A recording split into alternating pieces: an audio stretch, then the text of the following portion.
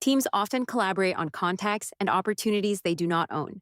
So, keeping associated users notified of relevant changes is essential for efficient communications. Thanks to this update, you have a wider range of users to select when setting internal notifications. Let's learn what these changes include. If you are using an opportunity trigger and assigned owner is your user type, you can include opportunity owners. Turn on notifications for contact, opportunity followers, or both in addition to the main recipient. Let's learn how to configure your workflow to include opportunity owners in internal notifications.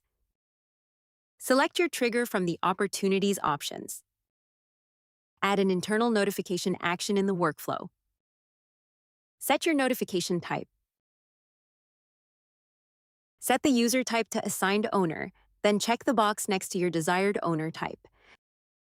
Now you can notify contact owners and followers, opportunity owners and followers, or all from the internal notification workflow action.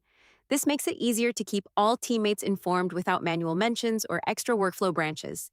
We hope you enjoy it.